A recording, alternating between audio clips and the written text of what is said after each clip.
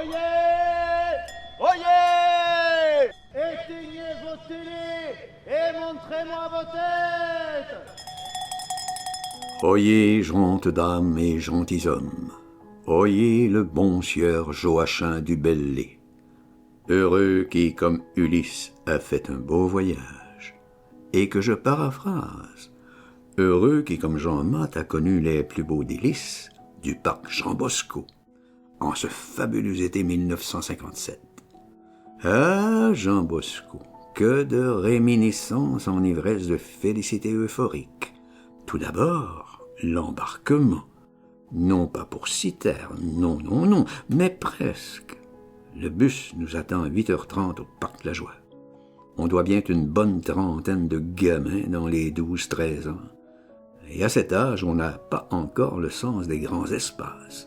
Alors pour nous, c'est un peu comme un départ vers l'inconnu et ses insondables mystères. Et voilà, c'est parti pour la grande aventure. Mais voilà-t-il pas qu'après à peine 2 minutes de trajet, tout ce beau monde se met à hurler à plein poumon de ses beuglants en rafales vociférantes. Vous imaginez ma stupéfaction. Et c'est parti pour cet inévitable classique. Le chauffeur, dormez-vous, pesez donc sur le gaz, ça marche pas. Tout ça, repris en chœur je ne sais combien de fois, c'était à vous en faire péter les tympans, et d'enchaîner molto allegro avec de ces gaudrioles quelque peu paillardes à faire dresser les cheveux sur la tête. Je me souviens vaguement, il était question de la graine d'un son of a bitch coincé dans la sandwich de la police pas de cuisse numéro 36. Oh là là! Je vous jure que ma pudeur en prenait tout un coup. Ciel, si ceci se sait, me dis-je, sotto voce.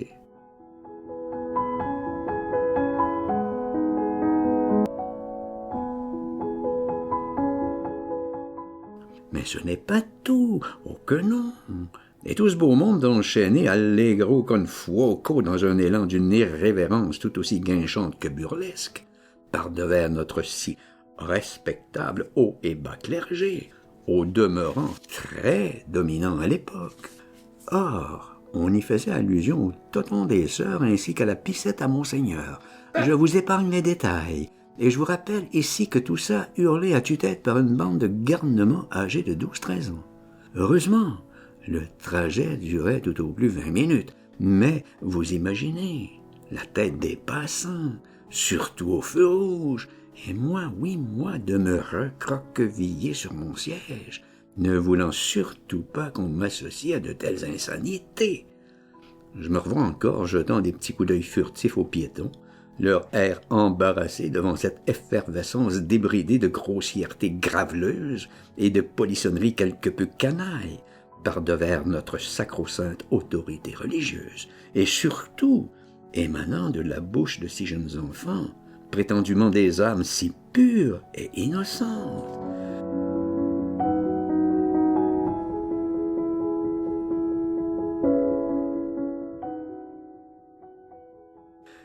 Ouf, enfin arrivé à destination.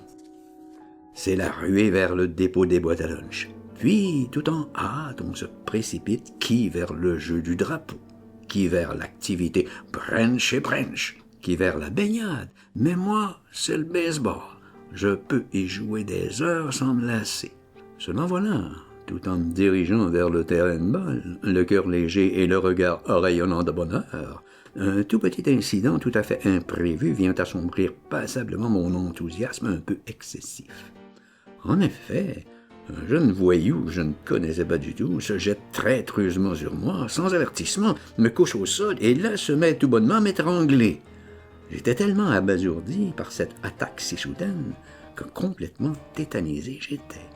Fort heureusement, un moniteur, témoin de la scène, vint à ma rescousse s'occupant de maîtriser ce vil malandrin. Incident qui m'a quelque peu ébranlé, je vous assure. Et je me rappelle, la baignade était interdite après le dîner, because cette idée très à la mode. qu'on ne doit surtout pas aller nager après avoir mangé copieusement, car on risquait la crampe fatale, celle qui vous entraîne irrémédiablement par le fond, et peut-être qu'on ne vous retrouvera jamais. Ah là là, prudence, prudence.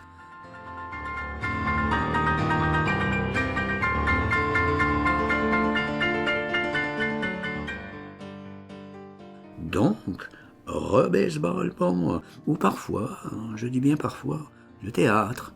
En effet, un joli kiosque avait été aménagé avec une scène surélevée, permettant d'y présenter une courte pièce de théâtre, écrite et jouée par les moniteurs.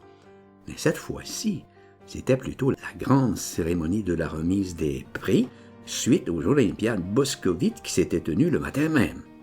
Je m'étais inscrit au lancer de la balle, où décrocher une médaille me semblait à ma portée.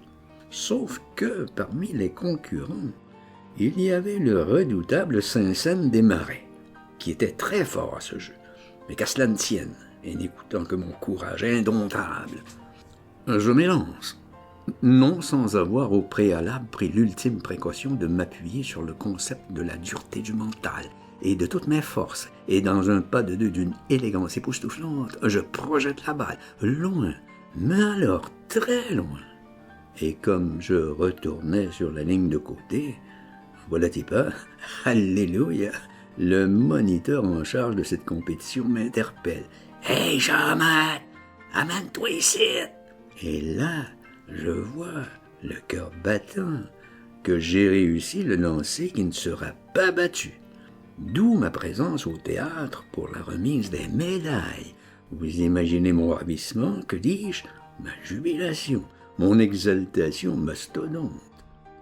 Enfin, cette musique à mon oreille.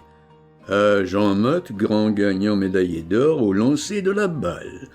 Et je monte sur scène devant une foule d'ados en délire, et c'est très cérémonieusement qu'on me remet une belle grosse gomme ballon rose bazooka. Aïe, aïe, aïe, de bien grands éclats pour bien peu de choses, me dis-je à moi-même.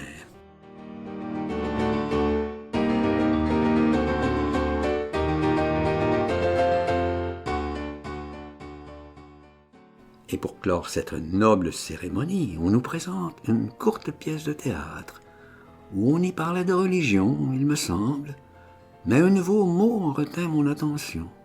Je me demandais bien comment ça pouvait s'écrire. Franc-maçon. Et je voyais bien que les dits francs-maçons s'affairaient à torturer un pauvre malheureux, l'enjoignant à abjurer sa foi catholique en crachant sur le crucifix et en piétinant des images saintes. Mais ils sont donc bien méchants, me dis-je.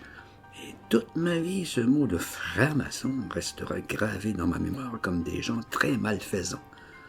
C'était quand même un peu lourd pour un camp de vacances.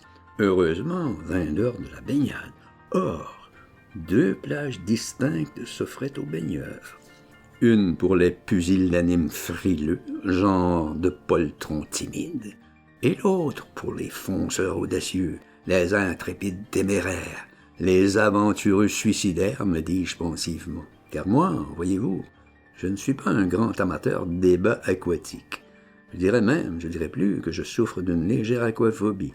Je déteste les balades en chaloupe ou en canot. Cela étant dit, l'enthousiasme collectif aidant, je me suis instinctivement dirigé vers la plage des angoissés phobiques, celle où on ne perd jamais pied. Alors que du côté des audacieux suicidaires, il suffisait de quelques mètres, et déjà vous perdiez pied, et c'est ainsi que s'ouvrait non pas devant vous, mais sous vous, un gouffre béant, prêt à engloutir quiconque ose défier la veine noire de la destinée. Ah là là!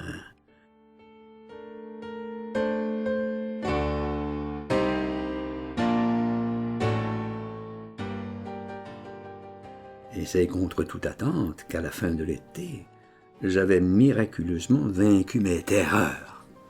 Enfin un peu, mais suffisamment pour me taper la traversée intégrale de la rivière l'Assomption sur toute sa largeur, et ce en dépit d'un courant d'eau à peu près nul, une distance d'une 20aine de mètres à l'aller, et, faut ajouter le retour, vous imaginez l'exploit. Par ailleurs, les jours de pluie, on nous dirigeait vers un pavillon où pouvaient se dérouler bien à l'abri les matchs homériques de ballon-chasseur.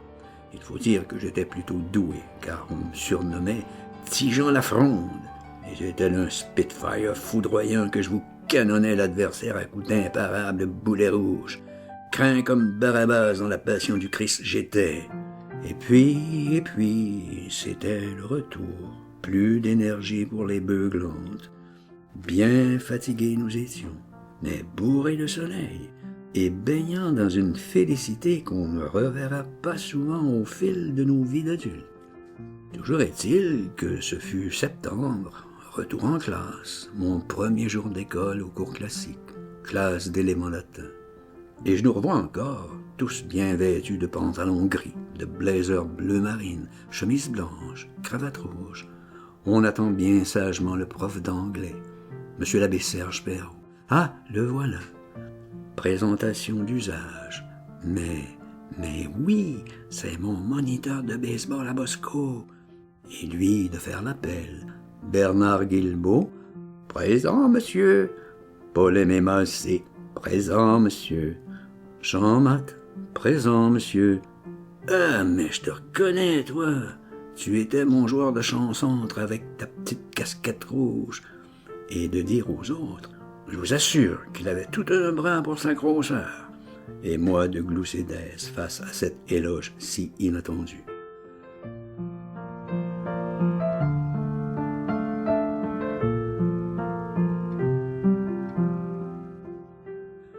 Et aujourd'hui, en ce très beau dimanche, on est le 14 décembre 2025, soleil radieux, mais froid cinglant. Je regarde ma petite Guépie.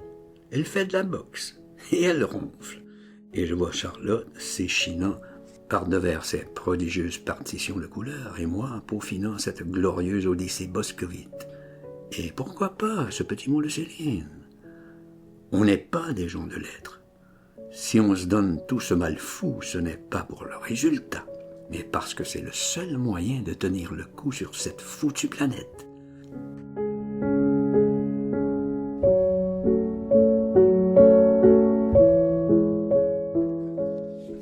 Allez, rendez-vous pour le prochain épisode. À très bientôt, je l'espère. Entre-temps, santé à vous tous et que le beau vous habite.